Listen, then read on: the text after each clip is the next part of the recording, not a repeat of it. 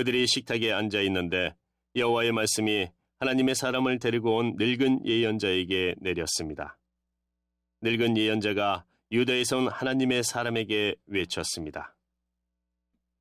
여호와께서 당신에게 이렇게 말씀하셨소.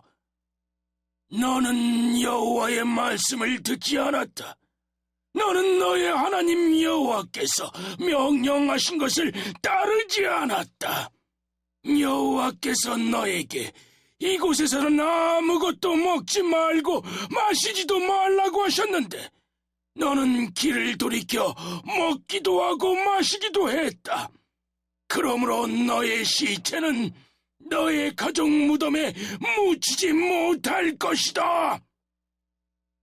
하나님의 사람이 먹고 마시기를 마치자 늙은 예언자는 그의 나귀에 안장을 채워주었습니다.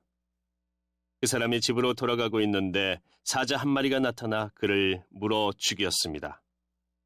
그의 시체는 길에 버려졌으며 나귀와 사자가 시체 곁에 서 있었습니다. 마침 그때 어떤 사람들이 그 길을 가고 있었는데 그들은 시체 옆에 사자가 서 있는 것을 보았습니다. 그래서 그들은 늙은 예언자가 살고 있는 성으로 가서 그 사실을 알려주었습니다. 하나님의 사람을 자기 집으로 데려왔던 늙은 예언자도 그 소식을 듣고 말했습니다. 그 사람은 여호와의 명령을 따르지 않았던 하나님의 사람이다. 그래서 여호와께서 전에 말씀하신 대로 사자를 보내어 그 사람을 죽이신 것이다. 늙은 예언자가 자기 아들들에게 말했습니다. 나귀에 안장을 채워라. 아들들은 말씀대로 했습니다.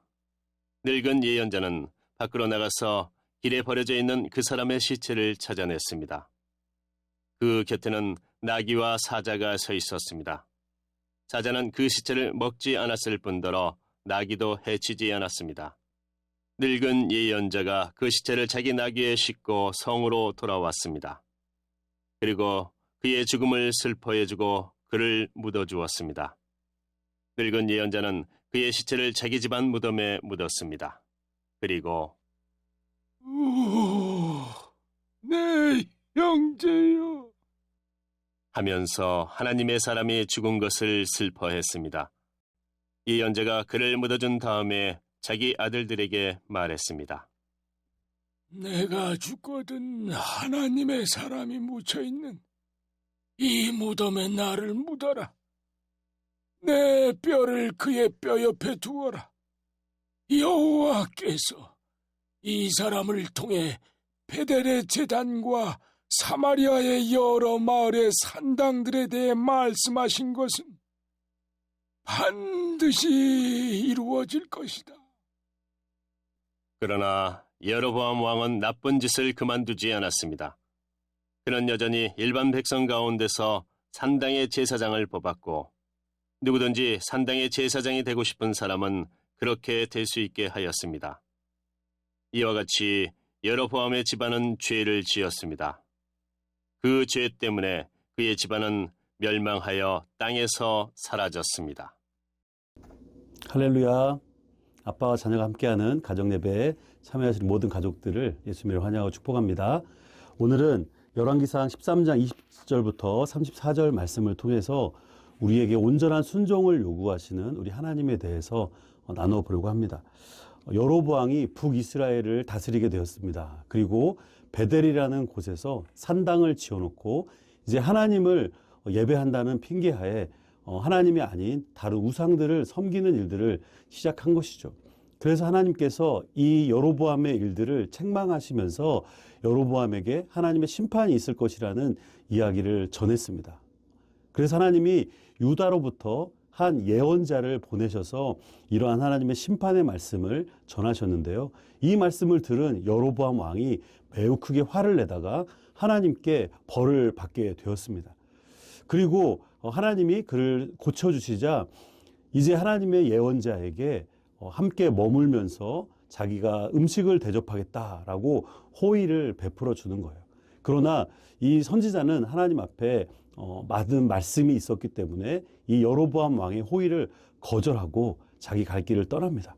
그런데 사람들에게 이러한 소문이 났고 한 늙은 예언자가 이 소문을 들었던 거죠.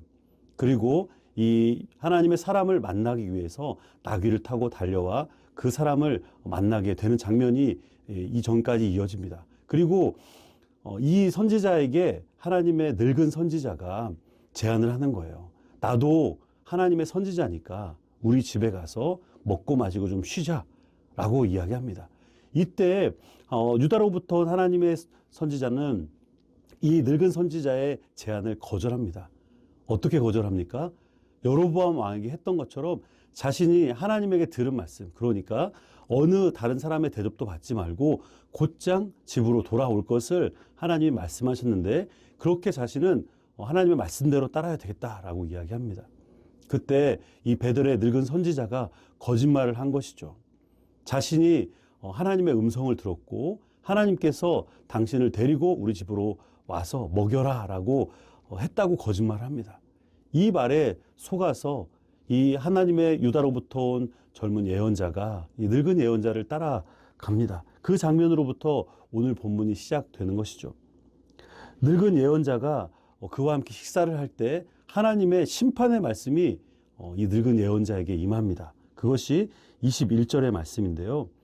이렇게 되어 있죠. 늙은 예언자가 유다에서 온 하나님의 사람에게 외쳤습니다. 여호와께서 당신에게 이렇게 말씀하셨소. 너는 여호와의 말씀을 듣지 않았다. 너는 너의 하나님 여호와께서 명령하신 것을 따르지 않았다. 하나님께서 유다로부터 온 이 젊은 예언자에게 하나님이 심판하시겠다라는 말씀을 하시는 거예요.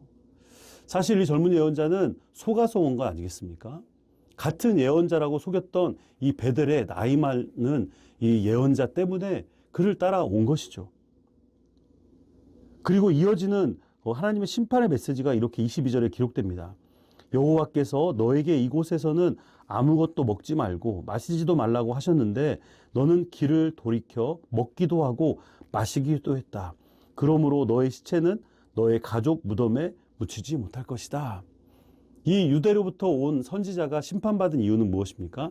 하나님의 말씀을 어긴 거예요.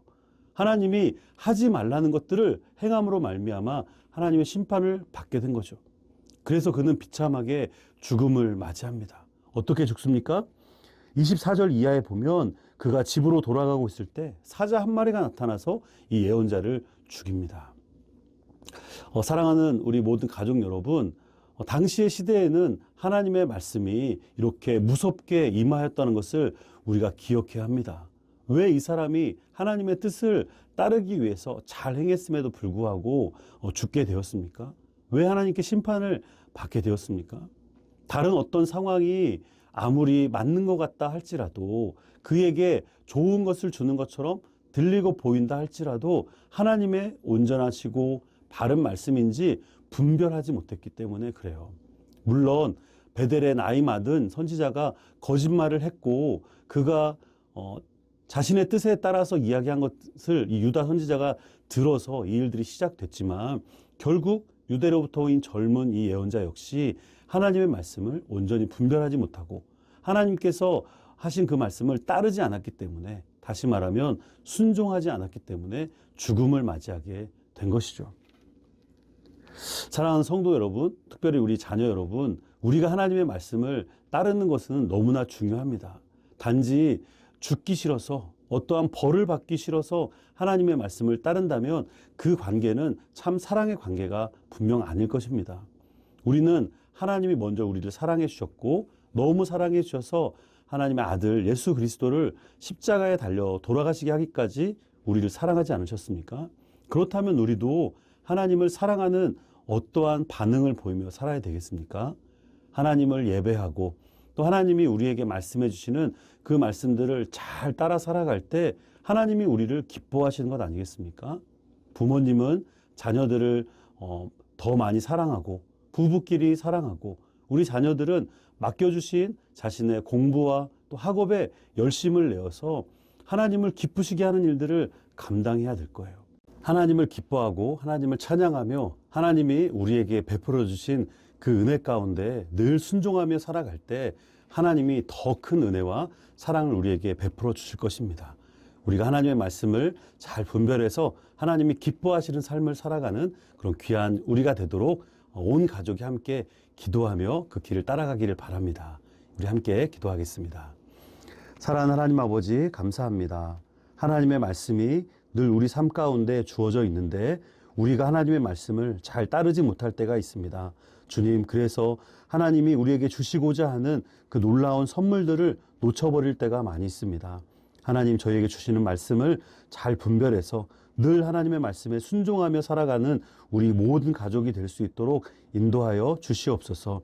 하나님을 기쁘시게 하는 그런 귀한 일들에 날마다 열심을 내는 우리 가족들 될 수 있도록 주님 은혜를 더하여 주시옵소서. 예수님의 이름으로 기도드립니다. 아멘.